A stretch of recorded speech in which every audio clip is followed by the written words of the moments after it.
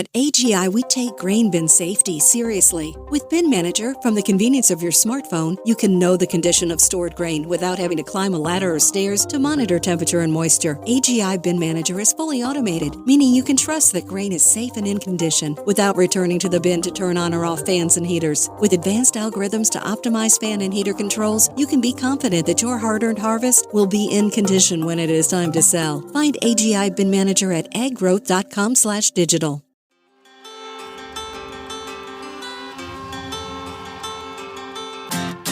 Hi, I'm Caitlin Dubin, and this is the Rural Woman Podcast. I'm a first-generation farmer who married into agriculture. Born and raised in a city, I was so unfamiliar with where my food came from, but I was determined to figure it out. Through my journey into agriculture, I saw women who were strong but humble, often taking a back seat. To me, these women were leaders who deserved a seat at the table. I created the Rural Woman Podcast to share the voices of women in an industry whose stories often went untold. The rural entrepreneurs who live and breathe their work, full of grit and pride. We come here to share our stories, to be in community with each other, to be challenged and inspired, but most importantly, to be celebrated and to be heard. We may not all live, farm, ranch, or homestead the same, but we are all connected. We are rural women, and our stories are worthy of being told.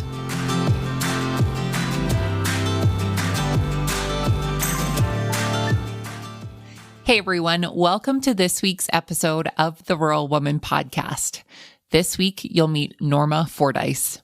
Norma and her family planted 5 acres of strawberries on rented ground in 1958. It took them 16 years to get into full-time farming. Norma drove school buses for strawberry pickers, drove trucks to haul sweet corn and beans, and she hoed a lot of strawberries. Norma loves farming. What she loves about it is that the family can work together. She had 4 sons, and now her son Raymond and his children and her grandchildren and great-grandchildren all work together on Fordyce Farms. To say that I am excited to share this episode with you is the complete understatement of the day. Christina had so many wonderful things to say about her grandmother-in-law that I begged and pleaded for her to convince Grandma Norma to share her story with me, and I could not be more grateful that she did.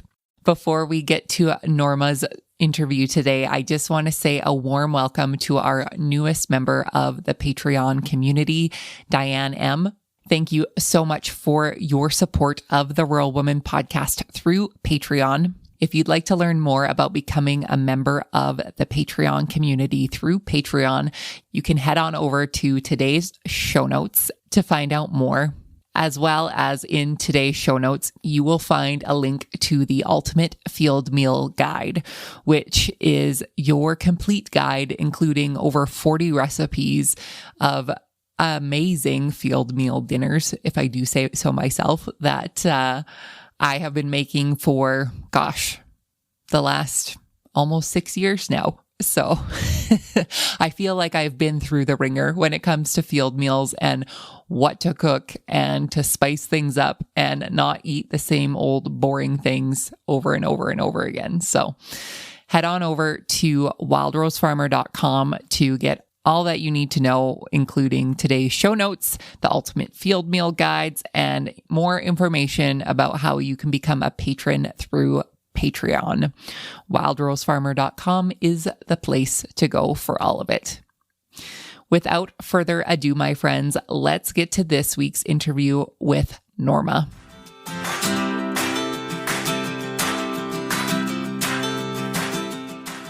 Hello, Norma. Welcome to the Rural Woman Podcast. Thank you. Yes, it's a pleasure to be with you. Norma, I have to ask, have you been a guest on a podcast before? No, I haven't. No. That's okay. I have to ask this too. Did you know what a podcast was before Christina asked you to jump on a call with some random Canadian stranger to talk about yourself. I'm familiar with podcasts because of the radio station I listen to. I am very proud of you. There are folks in my life who are much younger than you that have no idea what a podcast is. So you are on trend, Norma. So for my listeners who are unfamiliar with you, who do not know you, Norma, introduce yourself to us. Tell us who you are and where you're from. I'm Norma Jean Fordyce, and I live here in Salem, Oregon. I was born in Hays, Kansas, to parents and grandparents that were wheat farmers. And we moved to Oregon when I was 5, and I've been here in Salem since then. Yeah. And when we were married, we decided that we wanted to start out with strawberries. 5 acres of strawberries on rented ground. And at that time, that was in 1958, 59, 60 in there, where we had just a woman who would help get pickers. And it was all local people then. This was before we had any migrants in the area. And also strawberries at that time were dryland farming. That meant there was no irrigation. And so we were among the first, not the first, among the first to put in an irrigation well, which meant the tonnage would go from 3 to 4 ton to the acre up and higher. So because then with irrigation, we were getting higher tonnage, the Oregon Strawberry Commission started what they called the 500 Club. That says if you got 5 ton to the acre and got more than 50 ton, you could get an award. So my husband was the first to get an award for higher tonnage in Marion County at that time. Later, we've also got another award for 10 ton to the acre. And so in those days, my husband said, I'd been hoeing the strawberries and raising 4 little boys, 3 at the time. And he says, can you be a row boss? Well, I picked strawberries growing up. I knew what they were like, but I took on more responsibility for getting pickers, and Bob would go pick them up in the old truck with racks on them and bring them out. We'd take the racks off, stack the berries up, and take the pickers home, and then take the berries into the cannery. But we worked up to where there was buses and more acreages. And at that time, in the late 60s, or in the 60s somewhere, the employment department would go to the schools and they'd interview the kids and talk to them about strawberry picking. And if they wanted to go out strawberry picking, they would leave their name and address and phone number. So I would go into the employment office and get their names and sit down and call a bunch of people and try to get a busload of people. We rented buses then, school buses in the summertime. And then I would map out the route and Bob would drive the route. I ended up driving around too later. Yeah, so we worked up to 30 acres of strawberries at that time and then started with other crops too. Norma, I am always amazed to hear the stories of agriculture, even, as early back as the 50s, of how much manual labor there still was in growing crops. And you're talking about getting pickers from schools to come out and do these and being a row boss and all of these things. What has it been like for you in the last 65 years to see the technology and the changes that have been made for agriculture and for your farm specifically? Well, I've seen such an increase of paperwork, which, and I hear that small businesses in America, they're important, that small businesses in America are very important. They're an important part of our economy. Well, it's getting more and more difficult as a small business owner to keep up with the larger businesses who have a full office staff and can deal with all the new rules and regulations and tax problems and all that sort of thing. So poor Christina, she's getting into a lot of bureaucracy now, and so my heart goes out to her. Yeah, there's so many things that go into farming on top of actually growing food. And we are so lucky today to have Christina with us here doing this interview as well. Do you want to say hi, Christina? Thanks for having me again, Caitlin. Like, you are probably my newest favorite person for making this happen. So Thanks. I think now I want to talk to everyone's grandmother that I interview. I need them to set up, additional interviews with their family so I can interview them too. Norma, what have been some of the most challenging situations that have happened to you over the last 65 years of being on your farm and being an active member of the farm? Well, one thing that I've been thinking about, it took us 16 years to get into full-time farming. My husband was a workaholic, and now my son, and now Christina's husband, they're all workaholics. And I guess you need to be in this kind of business. But so my husband did reforestation in the wintertime to pay for us to get started farming. And of course, I always did the paperwork and the payroll and all that. I had to learn all that on my own until we joined the Chemeketa Farm Business Program. And that was a lot of help. That's when I got into, instead of doing things by hand, we were starting to get into computers and getting our first payroll program on a computer. And now the government keeps changing their programs. I just learned of one last night. So, yeah, we're having to become computer professionals besides farmers. Keeps us on our toes. Yes, exactly. Well, and like you said, there's just been so many changes, and it changes from year to year and season to season in agriculture. I think, having the perspective that you do from going from manually hoeing strawberries and taking such great care and expanding your farm to be able to transform it into a multi-generational operation. These are the stories that I fell in love with agriculture from not being an active member or not being involved in agriculture at all growing up, and, marrying into it and seeing the legacy of farms continue on. Norma, what are some of your fondest memories of raising and growing your family on your farm?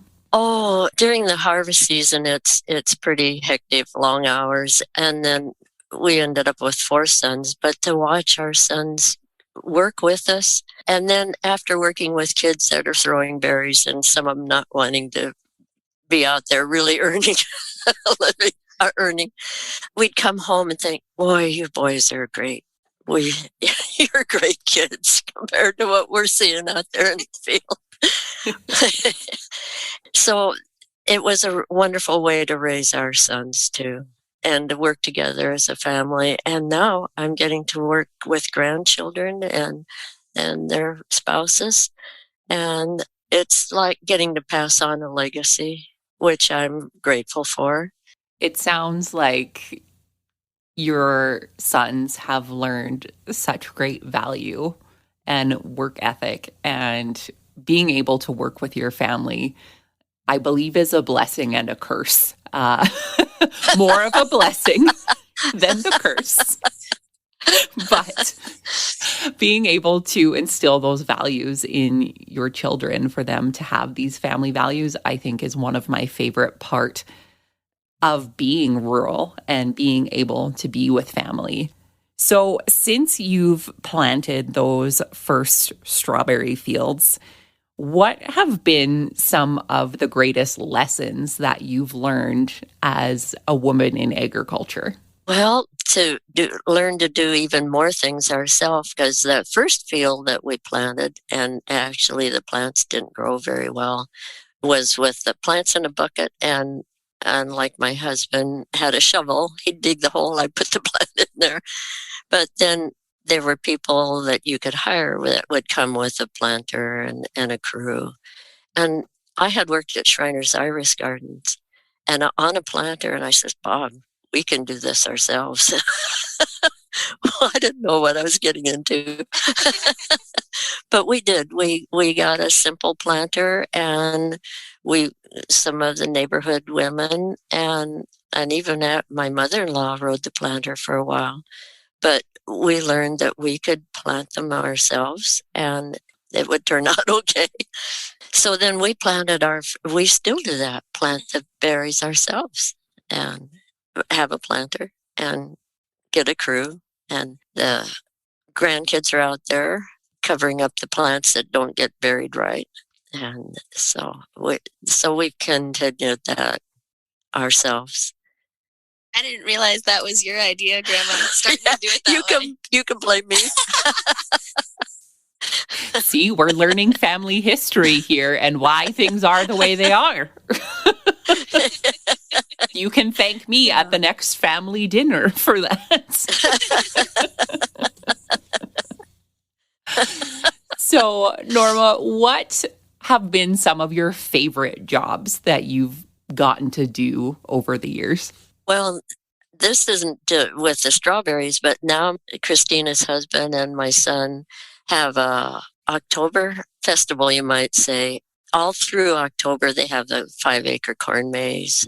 And so I had a pony, and we'd go down there with the pony and to where the people were, and I'd give pony rides. And I did that for 14 years till my pony died. But that was a lot of fun. The kids would lead the animals down there. We had to go from the farmhouse down to the long sunny view to where the pens are for the animals. And so I'd enjoyed that a lot.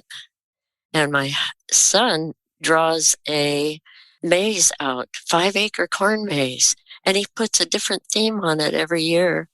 And the first year I went in and I got lost.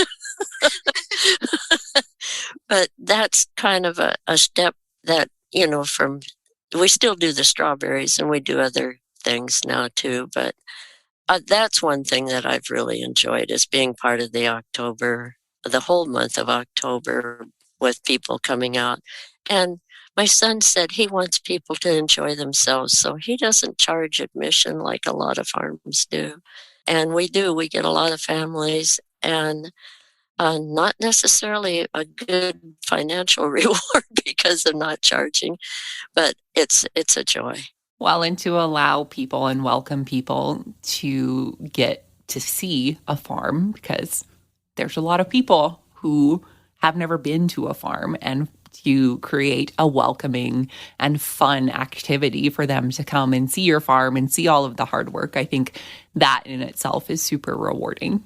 Yes. Yeah, and that's one thing they do. They do a hayride too, and that's one thing Raymond, my son, her father-in-law, would do is ask them questions of what they see and what is growing there. And I don't think people enjoy nature like we do, or they could enjoy when they're just stuck in front of screens or video games, and to see the beauty all around us.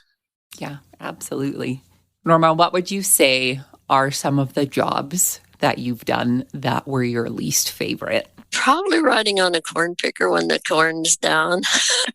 We went into growing sweet corn too after strawberries, and we did grow some bush beans too.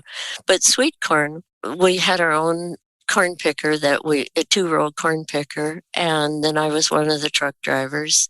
We'd have another truck driver, usually one of our sons too. And well, what happened was I was in bed and a storm came up and it got so wet and muddy we couldn't pull the trucks in the mud. The corn went down, so then we had to back the truck up down the rows and handpick the corn and throw it into the truck. Actually, it was we were being innovative and we got the corn harvested, but most years the corn that went fine. But that year, I guess we did have several years that especially where the corn went down. But one field, our old 62 Ford truck wasn't so old then, but the mud was so bad. And I said, Bob, let's wrap some chains around that tire on that truck. And, because there was a hole there in the wheel where you could wrap some chain there, and we could go with that truck. And so I felt pretty proud over that. Yeah, one funny thing, we were out on the field and we were going to start picking. And when you're picking sweet corn, it can be any time, day or night. It's when the cannery wants to run their cannery. And so you might be up working all day and get called in to start picking, or you might be asleep in bed and they say, start picking. So we were out there in the field that had been irrigated, so it was pretty boggy, and I had a loaded truck, and I couldn't get the truck going. And Bob gets in the truck, and he says, I'll show you how to do this. And he revved it up, bam, it broke the weld on the extension on the truck. And so he had pretty oops look on his face. Took the part off that needed to be welded. And we called Mr. Nyes and Brooks, and he came to his shop at night and welded that for me. And we went back and we got into business picking. But I had one over on Bob on that one. So it was, yeah, but I didn't, yeah. Those stories maybe don't get repeated right away after they happen. You wait a few years. Growers have a lot to consider when it comes to storing grain. Are you getting the most out of your on-farm grain storage? Could an aeration model help to better determine fan, heater, or dryer needs? And what is the ROI if you installed a bin manager system to remote monitor and control in-bin grain conditioning? At AGI, we want you to ask the tough questions about how Bin Manager allows growers like you to know exactly what is happening inside your bins without climbing a ladder or stairs, or how you can benefit from remotely monitoring your grain temperature and moisture from a smartphone, or how fully automated fans and heaters can provide peace of mind all season long. Contact an AGI representative today for a free on-farm smart storage assessment. Find AGI Bin Manager at aggrowth.com/digital. That's aggrowth.com/digital. So I'm going to assume in the last 64, 65 years that things haven't always gone as planned. What have been some of the things or the reasons that you kept on going? Oh, and I didn't know it at the time, but now I know it's been our faith. It was the Lord taking care of us. Because there was several times I'd see Bob. He was a city boy from Seattle. His mom and stepdad moved down here, and he was thrown into a different kind of life completely. And so he was 9 when he moved here. There were several times I'd see him. He'd say, I don't know if I'm doing the right thing. I don't know if, he could make a go of it. And he did. And both of us were very conservative when it came to money. For one thing, you don't know what you're making, so you don't know what to spend. So we didn't. and we would buy used equipment, and things all worked out over the years. And it's just totally amazing to me that when I look back now, that we were being taken care of.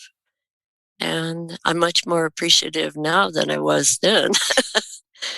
But yeah, it's been wonderful. We didn't have any serious accidents on the farm ever, except our poor Craig. He got hurt several times. But so it's been a very good life.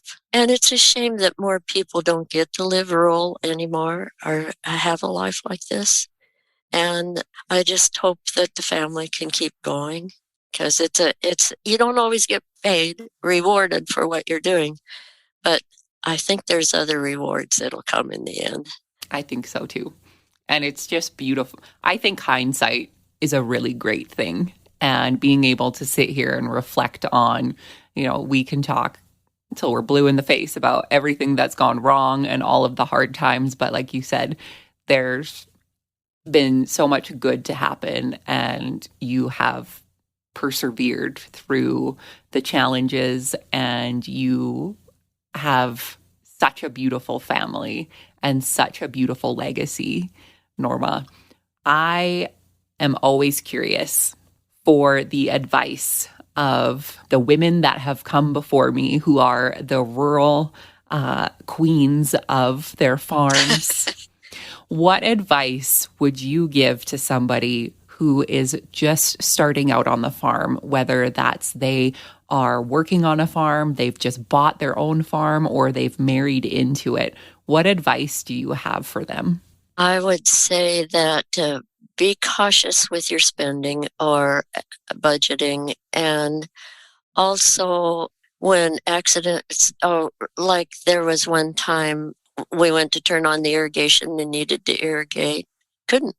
The pump had died. And we had to put in a new irrigation motor and pump. But even when things like that happen, you learn to be innovative. You learn that it might look bad now, but hang on, you're going to make it, because there's always other chances. There's always something else that can turn. It's like they say, when one door closes, another window opens. And I think the most thing is just hang on. It's going to be all right. You're going to make it. That's perfect, Norma. We have a saying here on the Rural Woman podcast. It's when I get misty, which I start to cry. And there's been a few moments for me, as I'm sure there are the listeners, because your words and the advice and all of the love that you have for your family and your farm has come through today. And I just cannot thank you enough for sharing your story with us today. What are your hopes for the future and your family's farm? That they're able to weather all the things the government requires nowadays when it comes to paperwork and rules and regulations. I thought of another story. I don't know if this fits in right now, but my husband had difficulty swallowing. He was only 61 years old when he got cancer of the esophagus. And the family stuck by us both. And he was diagnosed in July, had surgery, but died in October. So I got the pruners, and we've since have been growing blueberries too. Got the crew going with the blueberries. And when it came down to mow the branches they had pruned off, I got on the tractor and I was starting down the row, and I was crying. And I said, "Oh, Bob, pray for me." And I thought, I like farming.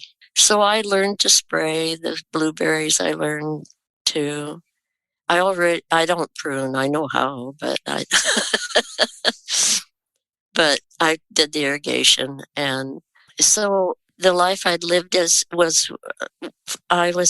Bob and I worked together, but I've learned now that I can work too. And now I have sons and daughter-in-laws that are part of it, and we can all make it work. For sure. There are women in our industry who I think have a lot of fears in learning to operate equipment, in learning how to do things on their operation. What advice do you have for them? Well, I was used to being around tractors, and Bob had me on a tractor before we were even married. But just learn all you can about the machine and be careful. But I'd done some disking and cultivating strawberries on the tractor, and different jobs where Bob needed help. And then I bought my own tractor then after Bob died, and we're still using that tractor. But you have to have respect for the machinery too. because farming is a dangerous, but don't let that scare you. Just be cautious, be aware, and enjoy it. Yeah, You absolutely. should tell them the story about the truck you got for your birthday. Oh, for hauling corn, we worked with a neighbor who we had one truck and he had one truck, and we'd help each other with sweet corn.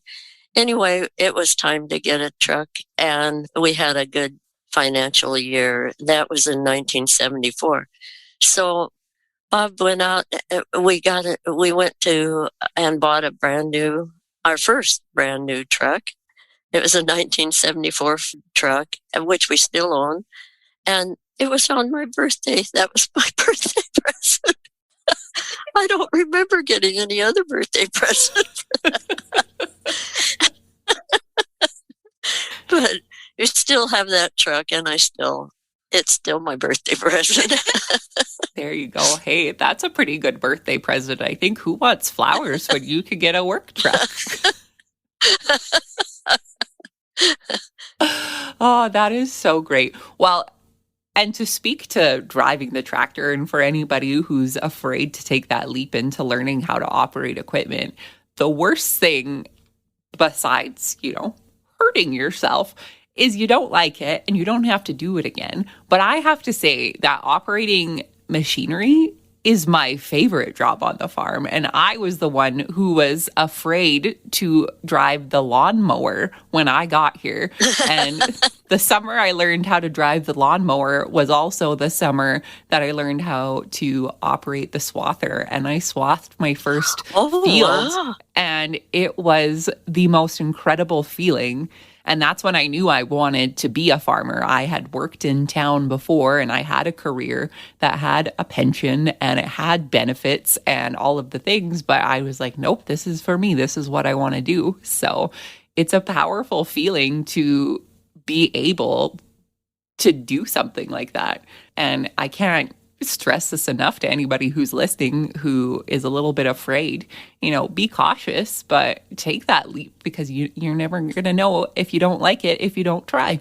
That's right. Yeah. And you get to work outside and look around and see everything growing around you, and you're accomplishing something too. You're helping harvest a crop. And that's very rewarding. Absolutely.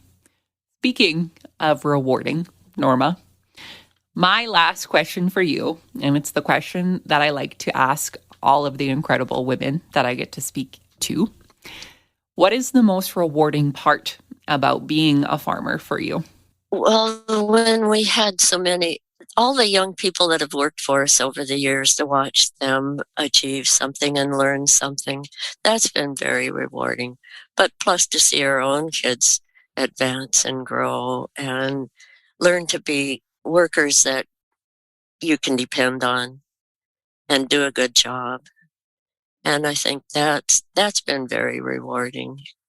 And just knowing that we're furnishing things that people need, the food they need or the opportunity to be here on the farm. It's very rewarding. Those are all wonderful things, and I can't tell you how happy this has made me. So thank you again for taking the time today to chat with me, and thank you, Christina, for making all of my dreams come true and getting to meet Grandma Norma. And Absolutely. I like to say this to all of my guests before or after we record. This just means that we are instant friends, Norma, and I am so excited to be friends with Grandma Norma now. Well, I'm very happy to meet you. This has been very pleasant, and thank you. Thank you so much for sharing your story and connecting with us today. You're welcome.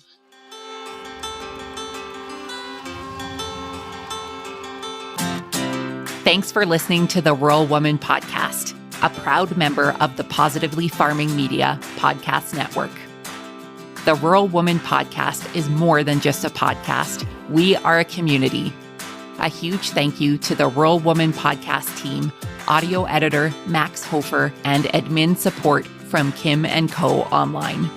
A special thanks to our Patreon executive producers, Sarah Riedner from Happiness by the Acre and Carrie Munven from Laystone Farms. To learn how you can become a Patreon executive producer or other ways to financially support the show, head on over to wildrosefarmer.com to learn more. Be sure to hit the follow or subscribe button wherever you listen to the podcast to get the latest episodes directly on your playlist. And if you are loving the show, please be sure to leave a rating and review on Apple Podcast or any other platform that accepts ratings and reviews. You can connect with us on social media at The Rural Woman Podcast and with me at Wild Rose Farmer. One of the best ways you can support the show is by sharing it. Send this episode to a friend or share on your social media. Let's strengthen and amplify the voices of women in agriculture together. Until next time, my friend, keep sharing your story.